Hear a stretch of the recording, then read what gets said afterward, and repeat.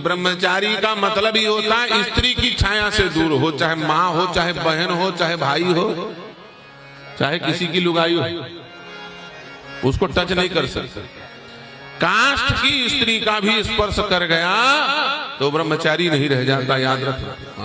इसलिए जो नाटक नौटंकी आजकल चल रही है ना, हनुमान जी हमारे भाई हैं, हम तो उनको अपना बेटा मानते हैं, हम तो मंदिर में जाएंगे, हम तो हनुमान जी की मूर्ति को छुएंगे, हम तो हनुमान जी को चोला चढ़ाएंगे, बंठाधार होगा तुम्हारा, कोई नहीं बचा सकता था।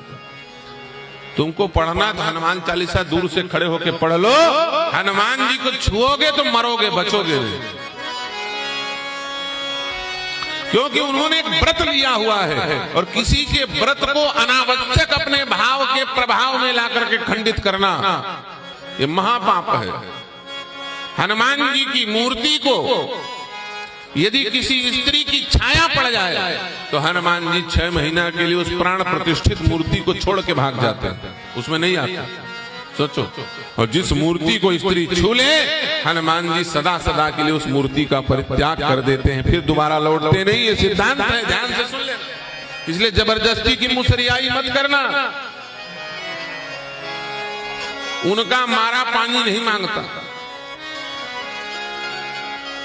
ये देवता हमारे जो मूर्तियां बनाई गई है ना, देवताओं की मूर्ति प्रतिष्ठित होती हैं, ये मूर्तियां एक मशीन के जैसे काम करती हैं। किसके जैसे काम करती हैं? मशीन के जैसे। तुम उल्टा पुल्टा करोगे तो मशीन नहीं छोड़ेगा। तुम मिक्सी उसमें हल्दी डालो तो पीस देगी, तुम उसमें नमक डालो तो पीस देगी, तुम उसमें गुड़ शक्कर डालो पीस दे, अपना हाथ डालो तो पीस देगा। वो थोड़ी सोचेगा कि अपना हाथ डाला है मेरा आदमी न पीसू, ऐसा वो पीसा ही देगा, याद रखना। वही हाल है मूर्तियों का। इन मूर्तियों की जो मर्यादा शास्त्र में वर्णित है उसी के अनुसार अर्चा पूजा करो। इधर उधर आए बाएं साएं करोगे तो जय सिया राम, फिर बचने वाले नहीं हो, तुम मानो चाहे ना मानो। भगवान हमारे बेटा हैं, भगवान हमारे बेटा हैं, और ये करके हम उनको दुनिया भर के पशु चर्बियों से युक्त चॉकलेट का भोग लगा दो। नहीं, अखाद्य वस्तु को भगवान का भोग मत लगाओ। जो स्पर्श करने योग्य नहीं है उन वस्तुओं का भगवान को भोग मत लगाओ। जिस चीज पर प्रश्न चिन्ह पैदा हो गया हो कि फलाने चीज में खाने पर फलाने चीज में पशुओं की चर्बी मिली है, तुम मैगी बना के भगवान को भोग लगा, ये थोड़ी होता है, गलत बात। जिस चीज में संदेह हो कि स्पर्श करने हो उसे खाओ मत, उसे छुओ मत, उसे भगवान को भोग मत लगाओ और खुद मत ग्रहण करो, उसका परित्याग कर दो। आजकल सबसे बड़ी विडंबना तो यही है, क्या? शुद्ध देसी घी का भंडारा हल्ला मचाए। किसका? शुद्ध देसी घी का भंडारा। और कितने रुपया का घी? बोले 250 रुपया 300 रुपया किलो का घी। वो 300 रुपया किलो का घी नहीं है प्यारे, वो 300 रुपया का पशुओं का चर्बी है। क्या है? मांस जला रहे हो भगवान के सामने, चर्बी जला रहे हो भगवान के सामने। आज बांके बिहारी के मंदिर में पैर रखने की जगह नहीं मिलती।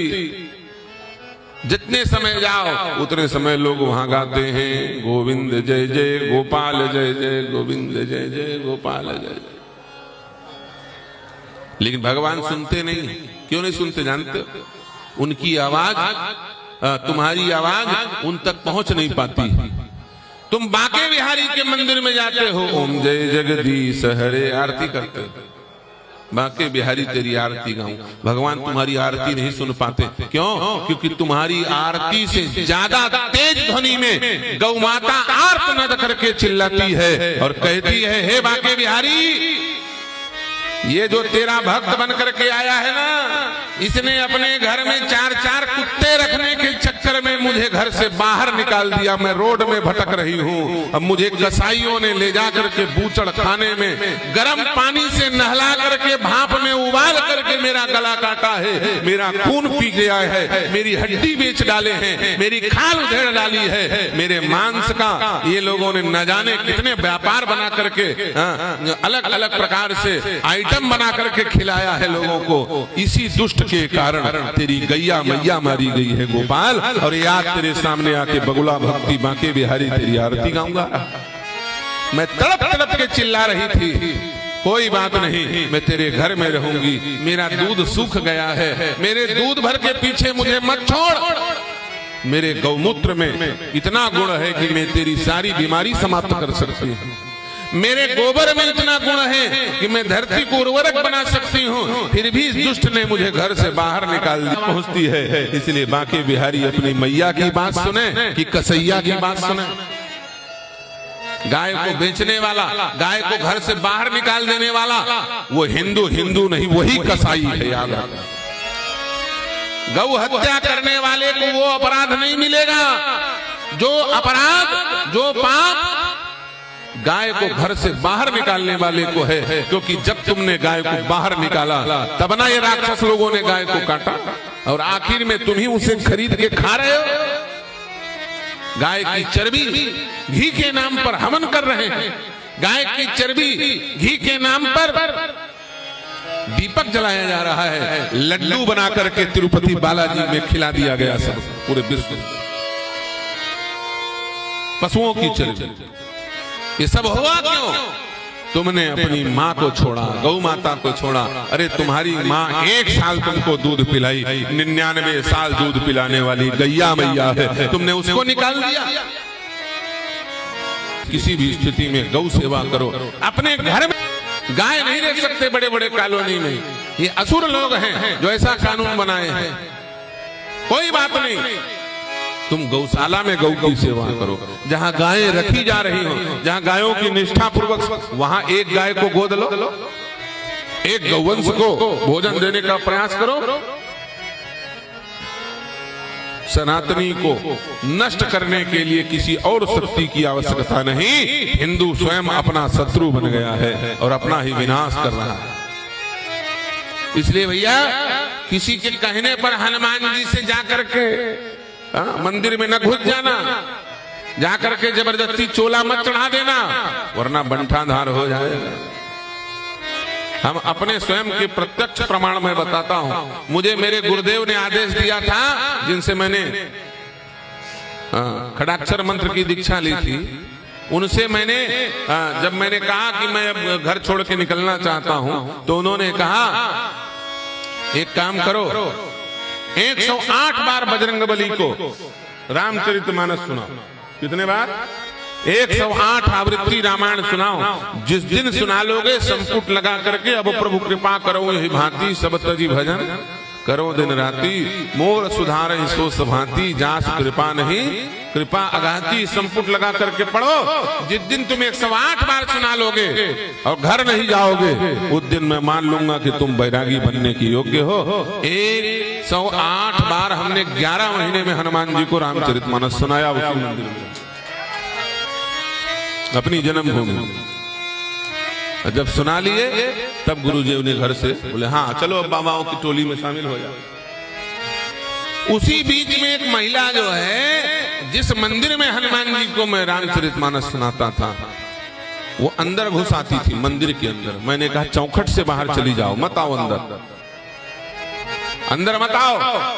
मुझे लग रहा है कि हनुमान जी तुम्हारे ऊपर नाराज हो जाएंगे, तुम मानोगे नहीं बात। बोले कोई बात नहीं, वो तो मेरे भाई हैं, मैं तो भाई मान के आती हूं। अब मैं छोटा था उस समय, आयु मेरी कम थी। अब वो महिला लगभग 50-60 साल की रही होगी।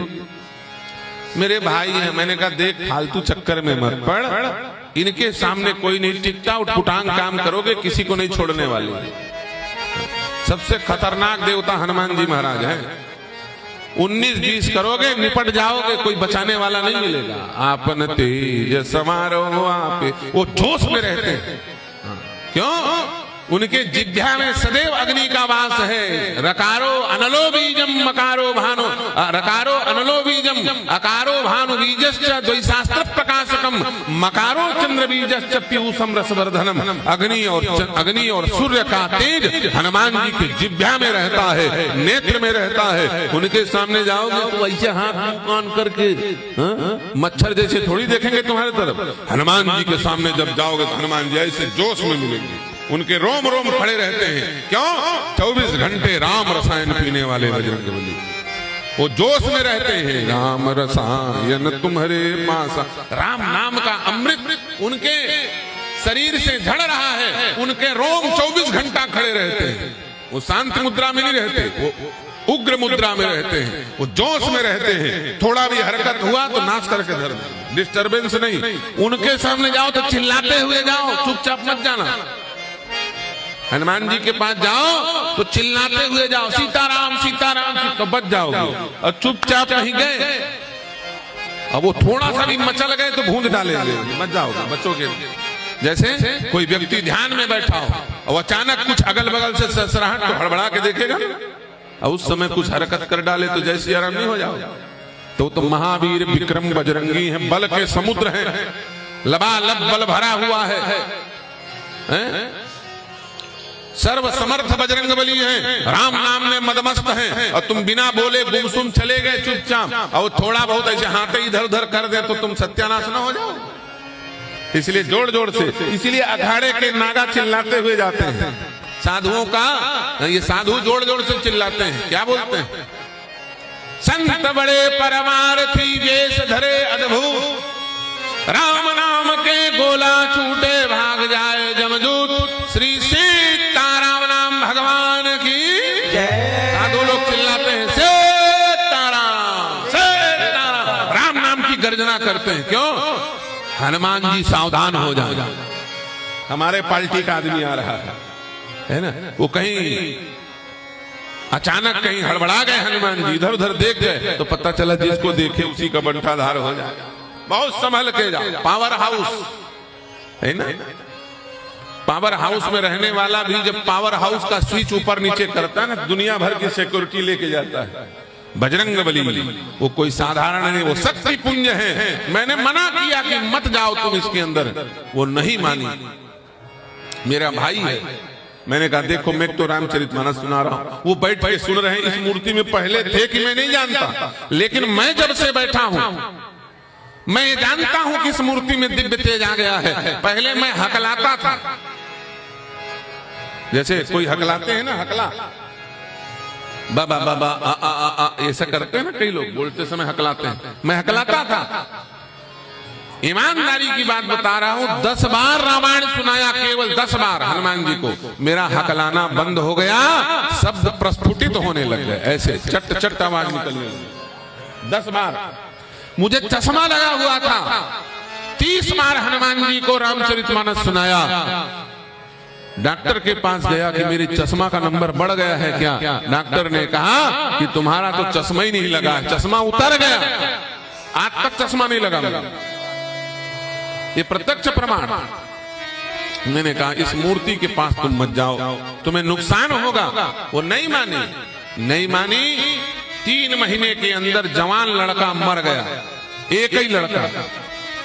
उसके 3 महीना के अंदर उसका पति मर गया, और उसके 3 महीना के अंदर वो स्वयं मर गई। बहू बची है तो दूसरे घर में ब्याह गई। एक बच्ची है छोटी सी, उस वंश का नामो निशान समाप्त हो गया। हनुमान जी के सामने उटपुटांग काम नहीं करना, वो ना चाहते हुए भी नुकसान पहुंचा देंगे, याद रखो। जैसे हाथी धोखे से ही अपने बच्चे के ऊपर यदि पांव रख दे तो बचेगा क्या? सावधान रहो, उटपुटांग काम नहीं, गलत काम बिल्कुल नहीं करना धोखे से। कोई कितना भड़काए पागलपन, भावावेश में पगलापन नहीं कर। भाव नैसर्गिक होता है, जब स्वयं से भाव आएगा ना तो भगवान को भी पता चल जाएगा कि इसका असली। दिखावे का भाव नहीं करना, तो करिया में ठाकुर जी लेकर के नौटंकी नहीं करना।